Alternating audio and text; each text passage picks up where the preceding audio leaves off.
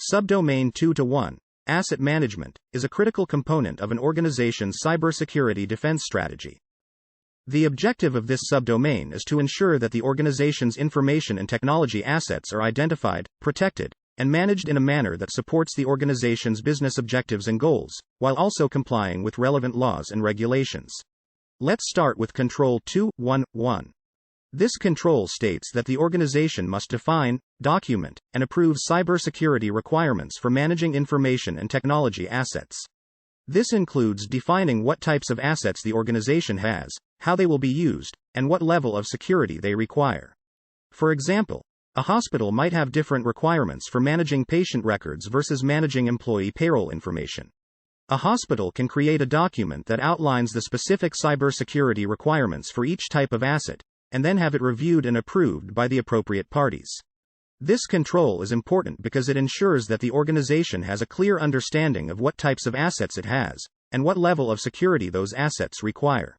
For example, a company defines and documents its cybersecurity requirements for managing information and technology assets, which includes policies for handling sensitive information, such as credit card numbers and personal identifiable information.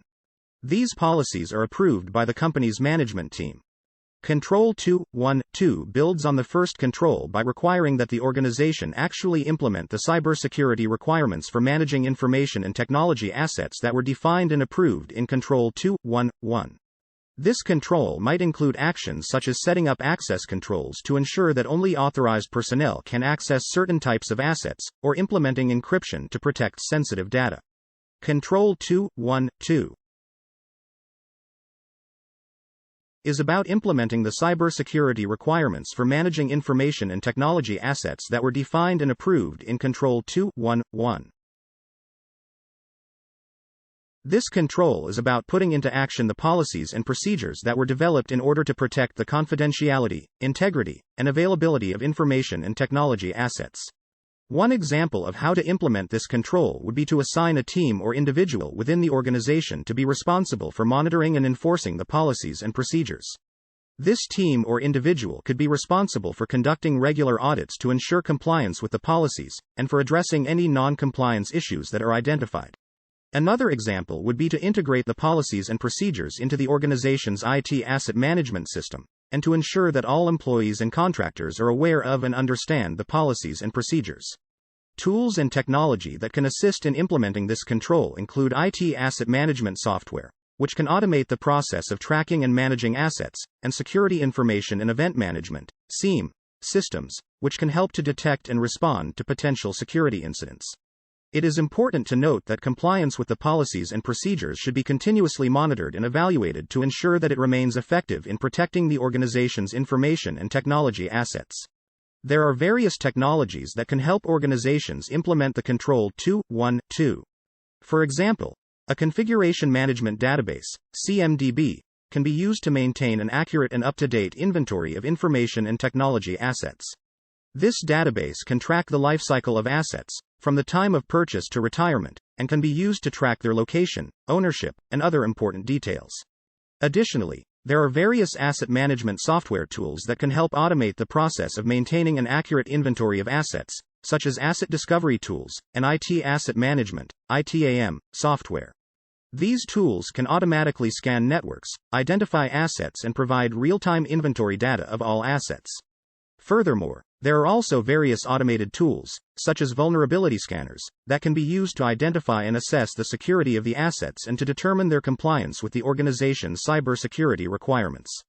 The company implements these policies by training all employees on the proper handling of sensitive information, and regularly monitoring and enforcing compliance with these policies. Control 2.1.3 is about defining and implementing an acceptable use policy for information and technology assets. This policy should outline the proper usage and handling of the organization's IT assets, including guidelines for accessing, storing, and sharing sensitive data. It should also define any restrictions on the use of these assets and outline any consequences for non-compliance. To implement this control, the organization should first conduct a thorough assessment of its IT assets to determine which ones require protection and to what degree. This information can then be used to develop the acceptable use policy, which should be reviewed and approved by relevant stakeholders, such as the head of the cybersecurity function, legal counsel, and the head of the organization. Once the policy is approved, it should be communicated to all personnel, including employees and contractors. It's important to conduct regular training sessions to ensure that all personnel understand the policy and how to comply with it. Additionally, the policy should be reviewed periodically to ensure that it remains up to date with the organization's changing needs and the evolving cyber threat landscape. There are many IT asset management tools and technologies available that can help organizations keep track of their IT assets and ensure compliance with the acceptable use policy. These tools can automate many of the manual tasks associated with IT asset management, such as inventory tracking, software license management, and vulnerability management. Examples of such tools are SCCM, Tanium, BigFix, and many more. For example, the company creates an acceptable use policy for its information and technology assets, which includes guidelines for the use of company-owned devices and internet access.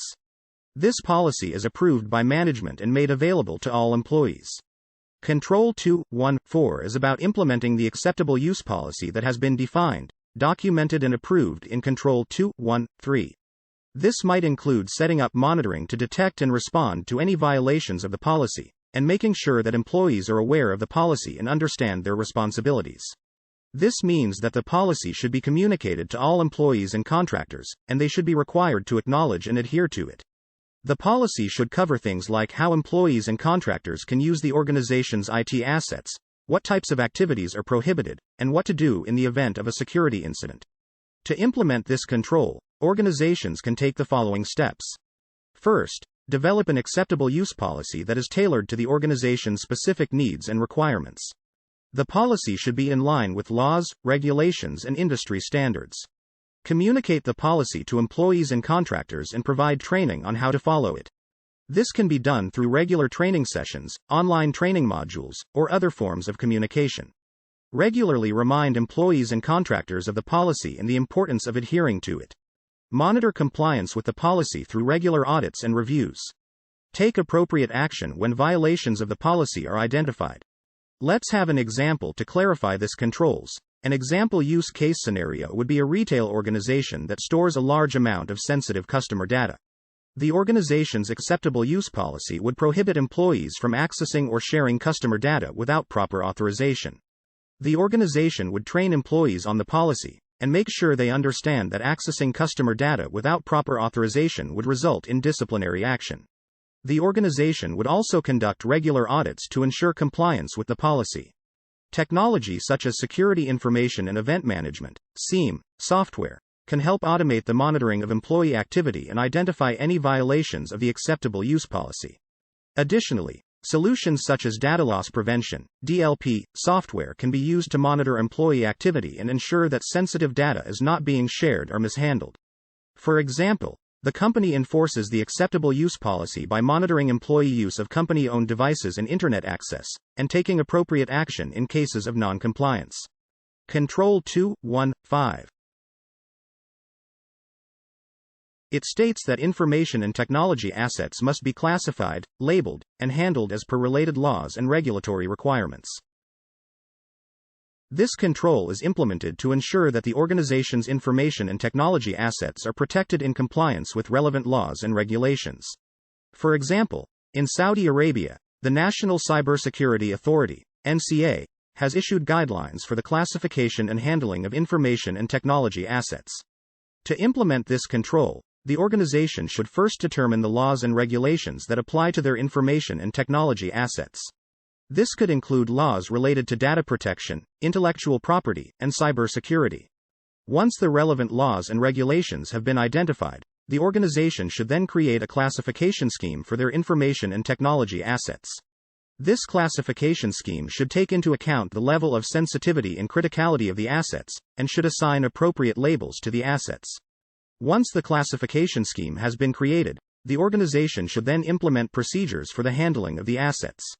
These procedures should include guidelines for the protection, access, and use of the assets. For example, assets that have been classified as sensitive or critical should have stricter access controls and usage guidelines than assets that have been classified as non-sensitive. The organization should also have regular reviews and assessments of the classification and labeling of their assets and the implementation of the handling procedures to ensure they are still in compliance with the laws and regulations. There are some technologies such as data loss prevention, DLP, solutions, which can help in identifying, classifying and protecting the data from unauthorized access and exfiltration. Additionally, it can also help in monitoring the data in transit and alerting when it detects any suspicious activity. Here is an example of how an organization might implement Control 2.1.5. An organization might use a data classification framework to classify their information and technology assets. This framework would define different levels of classification, such as public, internal, and sensitive. The organization would then label each asset according to its classification level and handle it accordingly. For example, sensitive assets would be protected with more robust security measures, such as encryption and access controls, while public assets might be freely accessible to anyone. To implement this, the organization would need to develop a data classification policy and procedures, which would outline the classification levels, the criteria used to determine classification, and the handling requirements for each level. They would also need to train employees on the classification framework and on how to properly label and handle assets. Additionally, the organization would need to have a system in place to track and manage the classification of assets, such as a data discovery and classification tool.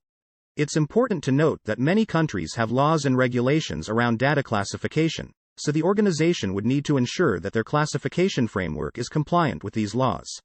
Control 2.1.6 requires that the organization periodically review the cybersecurity requirements for managing information and technology assets, and update them as needed.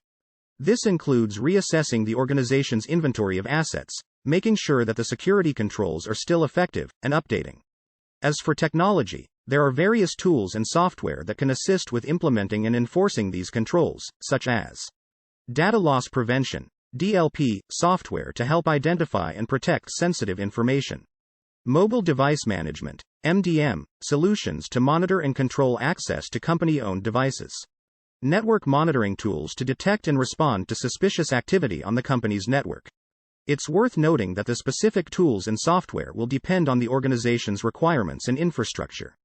To implement these controls, organizations typically use a combination of tools, technologies, and best practices. For example, to identify and document assets, an organization might use an asset management tool or a spreadsheet to track information about each asset. To classify assets, an organization might use a data classification scheme or a data taxonomy.